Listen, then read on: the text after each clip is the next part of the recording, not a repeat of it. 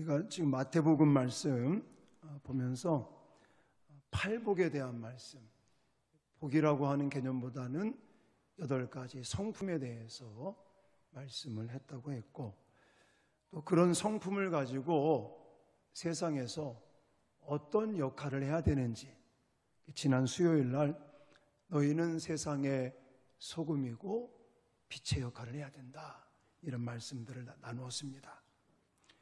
자, 오늘 본문은 율법에 대한 말씀입니다. 이 당시 예수님의 가르침을 받고 또 예수님의 모습을 보면서 사람들은 이건 새로운 법이다, 새로운 어떤 하나님의 법을 이야기하고 있다, 구약의 말씀과는 다른 것이다. 그래서 예수님을 혁명가처럼 생각하는 사람들이 많았습니다. 예수님의 가르침은 그 당시 이 성경을 가르치는 서기관들, 바리새인들과 좀 다르다고 생각을 했습니다. 그러다 보니까 바리새인들과 서기관들은 예수님을 또 죽이려고 계속 그러지 않습니까? 자, 과연 그런가? 예수님이 율법을, 구약에 말씀하셨던 것들을 어떻게 이렇게 폐하기 위해서 오셨을까? 없애기 위해서 오신 걸까? 서기관들과 바리새인들 뿐만이 아니라 그 당시에 많은 사람들이 예수님의 가르침은 구약의 율법과 다르다, 이렇게 생각을 하는 것이 맞는 것인가? 어쩌면 오늘날 신앙생활을 하고 있는 우리들도 율법 시대는 끝났다, 지금은 복음 시대고 은혜 시대다, 그래서 구약의 말씀, 일명 율법이라고 말하는 이 모세 오경, 또 선지자들을 통해서 주신 하나님의 말씀을 좀 등한시하고 우리는 복음만 있으면 돼, 예수 그리스도만 있으면 돼 라는 그런 잘못된 생각을 가지고 있지는 않는지, 제가 오늘 말씀을 좀 드리려고 합니다. 자, 과연 이 율법에 대해서 예수님은 무엇을 말씀하고 있고, 그리고 그 율법이라는 게 예수님과는 어떤 연관성이 있고 어떤 관계가 있으며, 또 현대를 살아가는 우리들이 믿음 생활을 하면서 과연 율법이라고 하는 것을 어떻게 대해야 될 것인가? 자, 먼저 오늘 본문 속에서 그리스도께서는 율법의 완성자라는 것을 말씀하고 계십니다. 예수님은 율법이 뭐라고요? 완성자다. 자, 율법과 그리스도를 생각할 때 그리스도께서 율법을 부정하신다, 율법은 필요 없다 라는 것을 말씀하시지 않는다는 겁니다. 자, 오늘 본문 17절 말씀을 쉬운 성경으로 읽겠습니다. 자, 같이 읽겠습니다. 시작. 내가 모세의 율법이나 예언자들의 말씀을 깨트리러 온 줄로 생각하지 마라.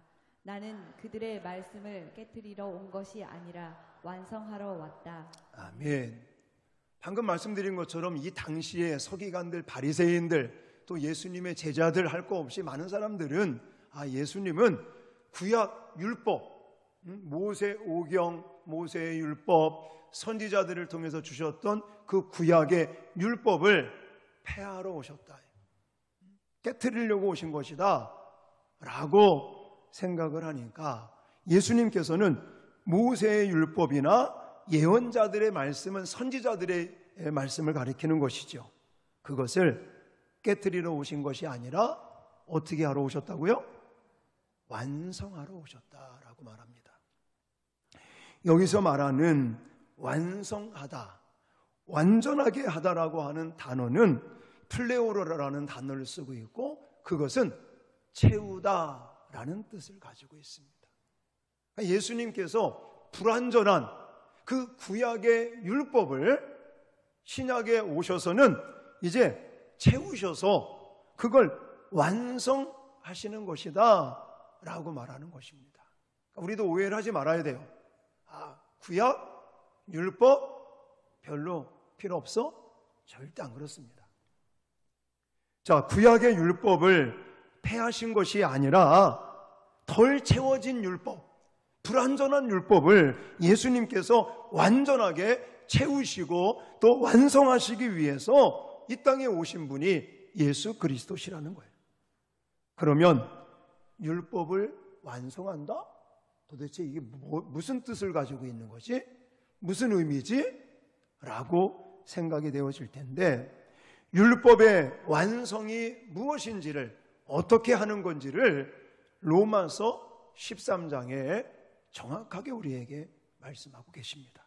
자, 로마서 13장 9절 10절 말씀을 쉬운 성경으로 읽겠습니다. 시작. 율법에 간음하지 마라, 살인하지 마라, 도둑질하지 마라, 탐내지 마라는 계명과 그 밖에 여러 다른 계명들이 있지만 이 모든 계명은 내 이웃을 내 몸과 같이 사랑하라는 하나의 말씀으로 요약될 수 있습니다. 사랑은 이웃에게 악을 행하지 않습니다. 그러므로 사랑은 율법의 완성입니다. 아멘. 아멘. 여기 분명히 나와 있죠? 10절 마지막에. 그러므로 무엇이 율법의 완성이라고요? 사랑이다. 예수님의 십자가의 사랑을 통해서 율법을 완성하신 거예요. 그러니까 사람들은 자꾸만 예수님을 율법을 폐하러 온 자로 생각을 해요. 서기관들, 바리새인들이 가르쳤던 거하고 다르다. 예수님이 다른 게 아니라 서기관들과 바리새인들이 잘못된 것이었죠. 예수님의 가르침이 그 율법, 모세오경, 그 계명, 십계명 뭐 이런 거하고 전혀 다른 것을 말씀하고 있는 게 아닙니다. 그 불완전한 율법, 아직 채워지지 않은, 완성되지 않은 그 율법을 예수님께서 오셔서 십자가의 사랑을 통해 완성하시고 채워주시는 그 역할을 하셨던 것입니다. 여러분, 우리도 십계명 부담감이 생기시죠? 하지 마라, 해라. 구약의 율법 그러면 다들 그냥 뭔가 해야 된다, 하지 말아야 된다, 이런 얘기를 하시면서 꼭 우리를 통제하는 것 같이, 우리를 이렇게 뭔가 좀 이렇게 뭔가 이렇게 조종하는 것 같은 그런 느낌을 받으시죠? 아니에요? 아니면 다행이에요. 사실요, 율법이라는 것을 공부해보고 대표성을 가지고 있는 십계명을 공부해보잖아요.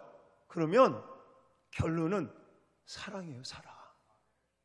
여러분들이 한번 기회가 되면 십계명을 한번 배워보자고요.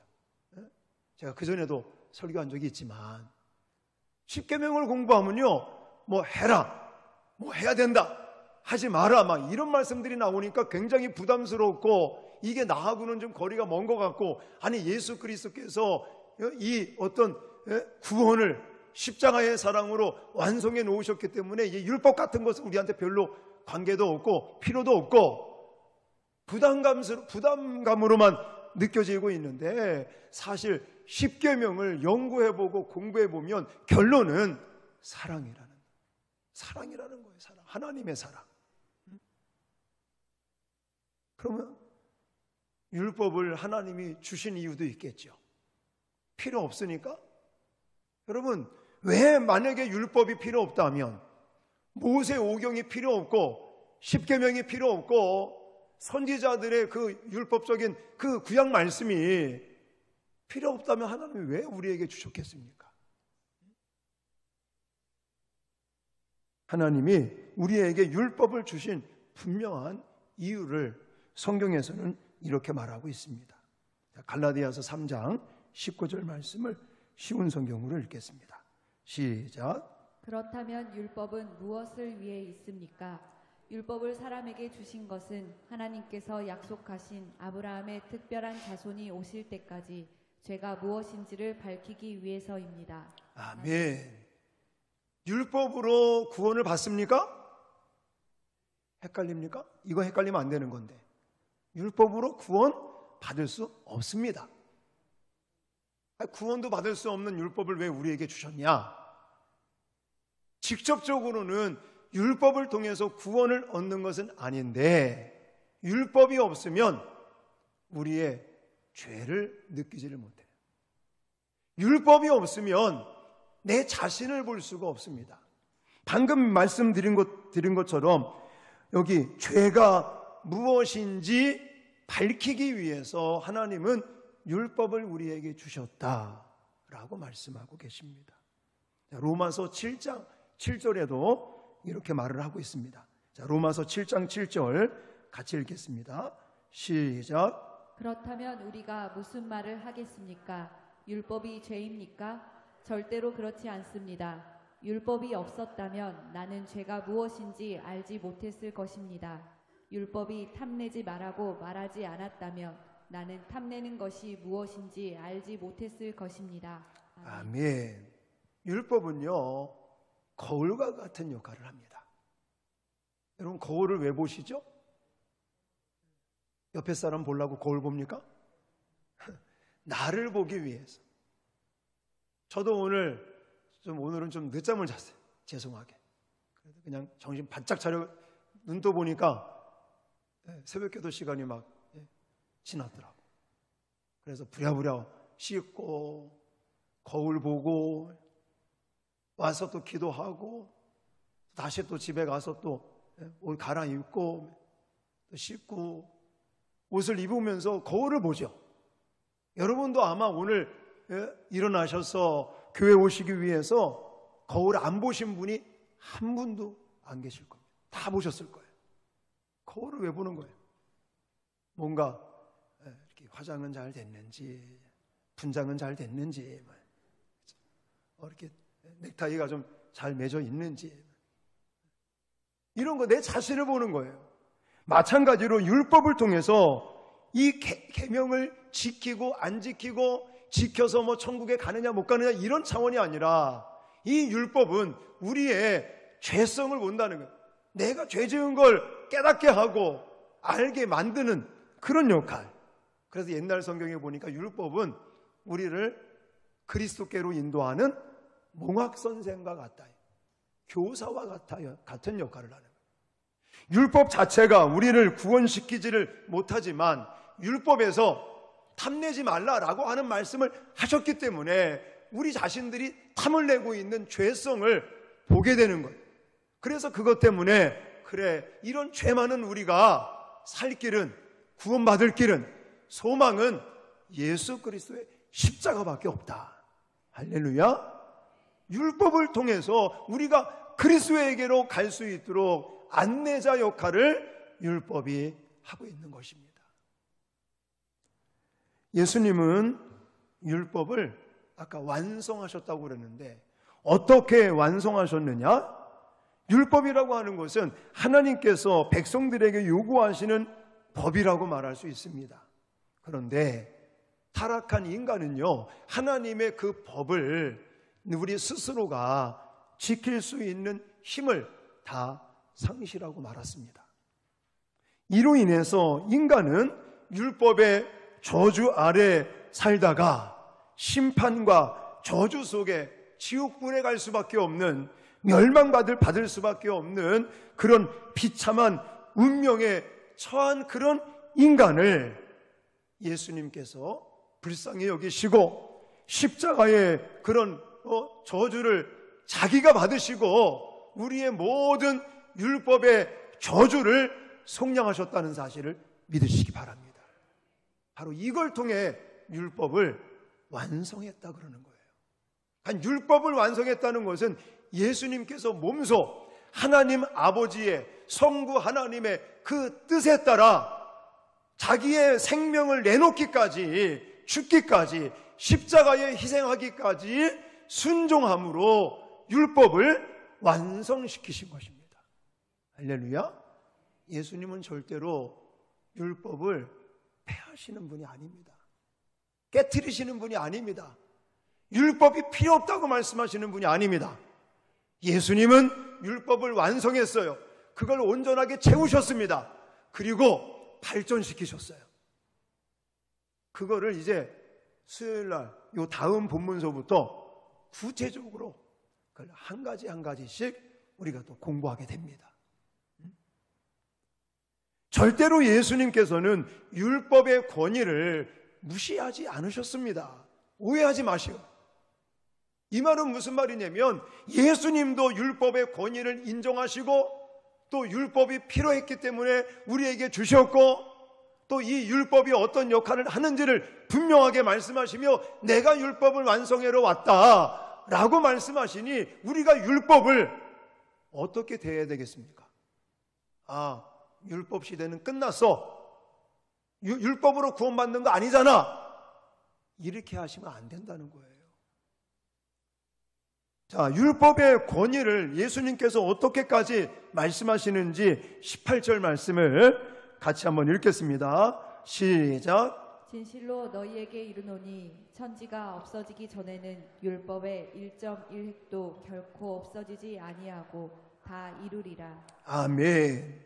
여러분, 율법의 1.1획도 결코 없어지지 아니하고 다 이룰 것이라고 예수님도 말씀을 하고 계십니다. 그런데 어떻게 우리가 율법은 끝났어, 율법 시대 아니야, 지금은 은혜 시대고 성령 시대지 라고 말하면 안 된다는 거예요. 여러분, 구약 성경의 한 말씀이 사라지는 것이 아닙니다. 구약의 성경 구절들 물론 우리한테 부담스러운 말씀들이 너무나 많죠. 대표적으로 십계명을 보면 참 부담스럽습니다. 그러나 그거는 우리를 얽매이게 만들고 우리를 조종하기 위해서, 우리를 통제하시기 위해서 하나님이 주신 그 율법이 아니라 우리에게 자유를 주시기 위해서, 우리에게 생명을 주시기 위해서. 아멘. 그건 안 하시네. 동감 안 하십니까? 제가 지금까지 설명을 드렸는데 하나님은 우리에게 풍성함을 주시기 위해서 율법을 주신 거예요. 직접적으로 율법을 통해 구원받을 수 있는 것은 아니지만 율법을 통해 우리를 그리스도께로 인도하는 안내자 역할을 하니 율법이 우리에게 너무너무 필요하다는 거예요. 요즘 여러분 운전하시다 보면 이제 막 옛날에 막 지도 펴놓고 그냥 신방 갈 때요, 아이고 거기 처음 가는데 어떻게 가야 되지? 지도책 펴놓고 막 그려보고, 그래 이제 머릿속으로 막 어느 IC에서 나와가지고 어떻게 하고 막. 지금은 안 그러잖아요. 지금은 그냥 내비 켜놓고 시키는 대로 가면 내가 잘못 찍어서 그렇지 정확하게 우리가 목적지까지 갈 수 있잖아요. 바로 율법이 그런 거예요. 율법을 통해서 우리가 구원받는 건 아니지만 율법을 통해서만이 우리는 예수 그리스도에게로 나갈 수 있다는 거예요. 율법을 소홀히 해서는 안 되는 겁니다. 아까도 말씀드렸지만 사람들은 보통 예수님께서 이 땅에 오셨음으로 말미암아 율법 시대는 끝났다, 은혜 시대가 도래했다, 그래서 구약의 율법은 우리에게 별로 필요 없는 존재가 된다라고 생각하시는 분들이 많은데 절대 그렇지 않습니다. 이 은혜라고 하는 것은 율법을 폐하는 것이 아니라 오히려 은혜라고 하는 것은 율법을 굳게 세운다는 것을 기억하시기 바랍니다. 자, 로마서 3장 31절에 그걸 우리에게 말씀하고 계십니다. 자, 로마서 3장 31절 시작. 그런즉 우리가 믿음으로 말미암아 율법을 파기하느냐? 그럴 수 없느니라. 도리어 율법을 굳게 세우느니라. 아멘. 여러분, 구약과 신약은 서로 분리시키면 안 됩니다. 서로가 연결이 되어 있어요. 연관성을 가지고 있습니다. 마찬가지로 율법과 복음의 관계는, 율법과 그리스도와의 관계는 절대 대립하는 관계도 아니고 이걸 없애버리자 하는 것도 없고, 오직 예수 그리스도의 복음으로 말미암아 율법은 어떻게 됐다고요? 완성되어졌다. 그리고 예수님께서 발전시키신다. 그걸 이제 다음 시간서부터 우리가 공부하게 되는 겁니다. 꼭 기억하십시오. 예수 그리스도께서는 율법을 어떻게 하셨다고요? 완성하신 분이다. 폐지하시는 분이 아니다. 그러니까 우리들도 율법에 관심을 갖고 율법을 사랑하고 이게 나한테 유익이 주는 말씀이든 나하고 별 관계가 없는 것 같은, 아니 부담스러운 말씀이라고 할지라도 율법이라면 그걸 하나님의 말씀으로 받고 그 말씀에 충실할 수 있는 저와 여러분들이 되어지시기를 주님의 이름으로 축원합니다. 또 한 가지요, 오늘 본문에서 강조하고 있는 것은 하늘나라와 율법이 연관성이 있다는 것을 강조합니다. 이 말을 하면 또 오해하실 소지가 있는데 어렵진 않습니다. 자, 아까도 질문을 드렸지만 율법으로 구원을 받습니까? 아닙니다. 율법으로 우리가 율법을 지켜서 하늘나라 가는 겁니까? 아닙니다. 율법을 지켜서 하늘나라 갈 사람 아무도 없습니다. 율법을 준행하는 여부가 구원의 조건이 되는 것은 아니지만 어떻게 천국과 연관이 있느냐? 율법을 지키느냐 안 지키느냐, 율법을 내가 사랑하고 또 이걸 배워서 지키느냐 안 지키느냐에 따라서 결정되는 것이 있는데 그것이 저는 상급이다라고 해석을 합니다. 자, 오늘 본문 19절 말씀 쉬운 성경으로 같이 읽겠습니다. 시작. 그러므로 누구든지 이 계명 가운데 가장 작은 것 하나라도 어기거나 다른 사람에게 그렇게 하라고 가르치는 사람은 하늘나라에서 가장 작게 될 것이다. 그러나 누구든지 계명을 지키고 가르치면 하늘나라에서 크게 될 것이다. 아멘. 아멘. 여러분, 하늘나라 가면요, 큰 자라는 대우를 받는 사람도 있는가 하면 작은 자로 대우받는 사람도 있다고 그래요. 저는 이 부분이 상급이 아니겠는가라고 생각을 합니다.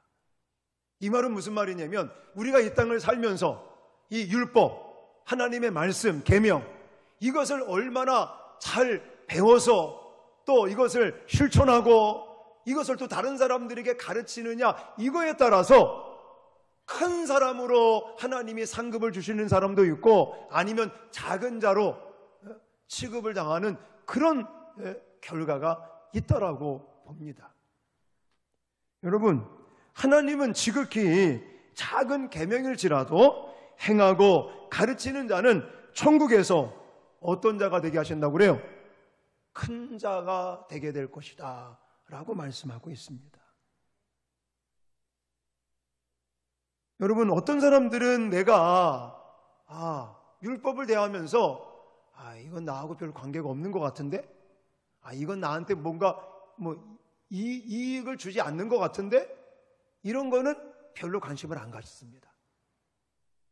자, 그렇지만 나는 내게 쉽고 편리하고 이로운 하나님의 말씀에는 귀를 기울이고 그것을 배워서 실천하려고 그러는데, 또 그렇지 않는 것은 순종하기도 힘들어 보이고 또 나에게 별로 마음에 안 들고 내게 뭔가 유익을 주지도 않은 것 같은 이런 말씀들은 그냥 무시하고 넘어가려고 하는 때가 많아요.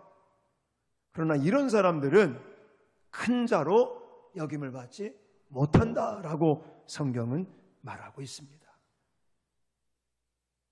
그러므로 어떤 말씀이든지, 구약의 어떤 말씀이든지 신약의 어떤 말씀이든지 이 말씀이 하나님의 말씀이므로 내게 관계가 있는지, 내가 이 말씀을 대할 때 쉽고 또 편하게 이것을 이렇게 실천할 수 있는 말씀이든지, 내가 이것을 실천하기 너무나 부담스럽고 힘들고 어려운 말씀이든지 하나님의 말씀을 귀중하게 여기고 어떤 말씀을 내게 주시든지 이 말씀을 우리가 경청하고 또 삶 속에서 순종하며 또 실천하고 가르치는 이런 일들을 하는 사람들에게는 하늘나라에서 큰 자로 인정받고 하나님의 큰 상급을 받게 된다는 것을 꼭 믿으시기 바랍니다.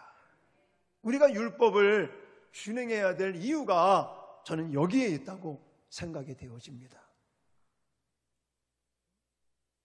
또 한 가지 오늘 본문에서 강조하는 것은 하늘나라에서 이 천국과 이 율법이 연관성이 있다는 것을 20절에 이렇게 말하고 있습니다. 자, 20절 쉬운 성경으로 또 읽겠습니다. 시작. 내가 말한다. 너의 의가 율법 학자들이나 바리새파 사람들보다 훨씬 낫지 않으면 하늘나라에 들어가지 못할 것이다. 아멘. 여기서 의라고 하는 단어가 나와 있는데 서기관들, 율법 학자들, 바리새파 사람들, 이런 사람들의 의라는 게 무엇이겠습니까? 율법을 지키는 걸 가리키는 거예요.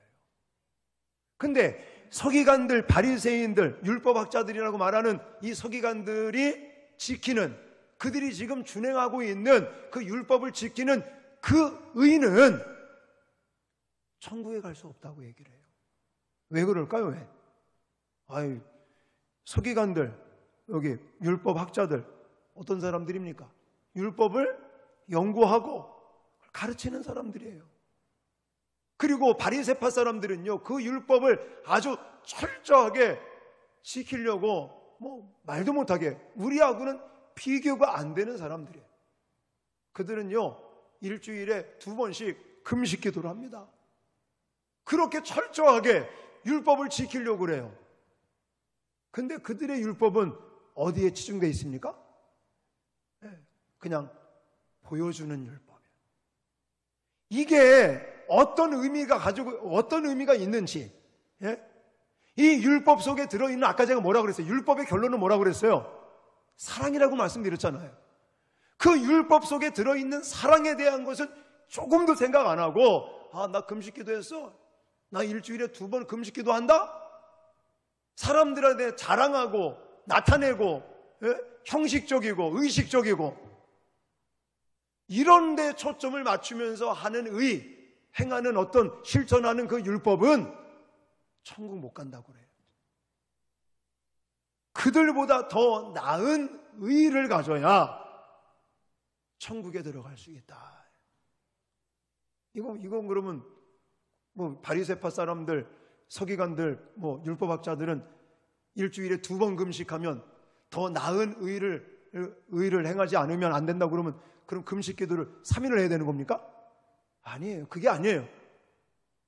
그들이 어떤 율법에 그 담겨져 있는 사랑, 하나님의 그 은혜, 이런 거는 전혀 생각 안 하고 그냥 사람들에게 보여주고 나타내기 위한 외식적이고 형식적이고 그런 것들을 다 우리가 배제할 수 있어요.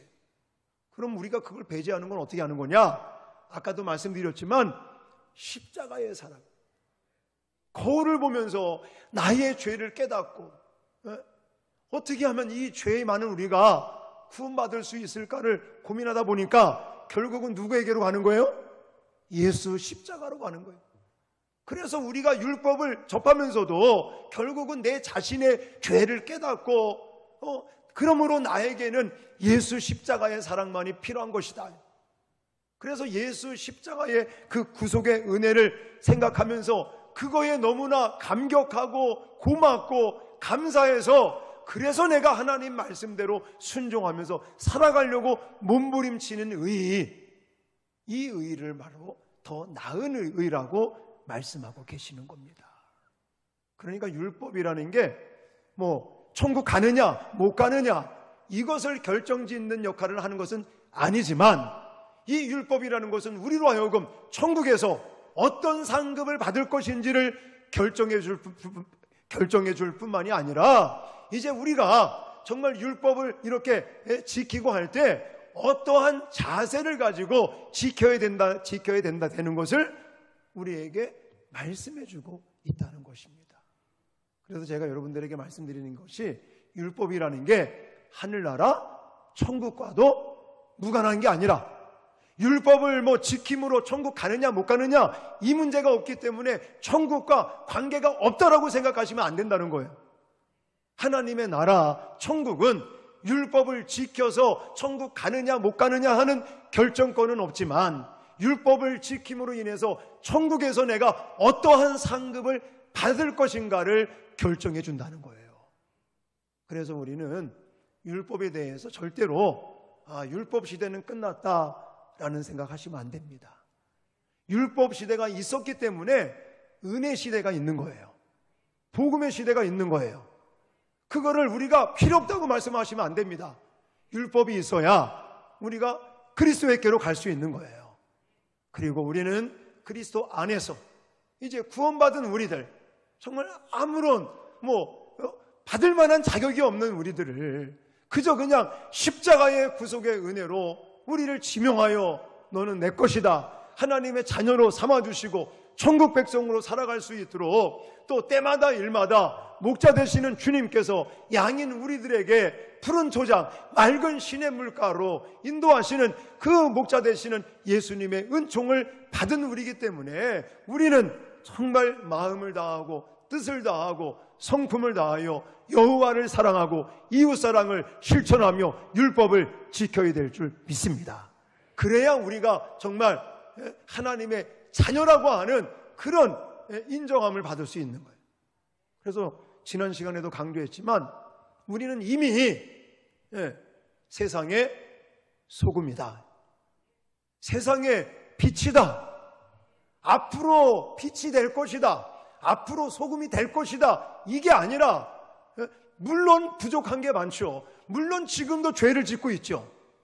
그러나 하나님께서 우리를 지명하여 불렀고 하나님의 자녀로 택해 주신 그 순간서부터 우리는 세상의 소금이요 세상의 빛의 역할을 감당하라는 사명을 주셨다는 것을 기억하시길 바랍니다.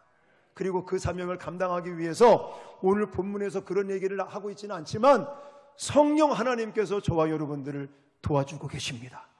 그 성령 하나님의 도우심을 받으시면서 지금 여기 산상수훈이라고 하는 마태복음 말씀 계속 주시는 이 말씀을 통해서 저와 여러분들이 정말 세상의 소금과 빛의 역할을 감당하시고, 그리고 오늘 본문에서 강조하는 것처럼 율법에 완성하러 오신 예수 그리스도를 믿는 우리들도 율법에 대해서 무시하거나 그게 필요 없다고 생각하지 마시고 우리는 율법도 늘 가슴판에 새기고 하나님의 말씀대로 실천하려고 몸부림치시면 또 천국 가서도 하나님께서 큰절하고 상급을 주시는 그런 은총이 저와 여러분 가운데 나타날 수 있기를 주님의 이름으로 축원합니다.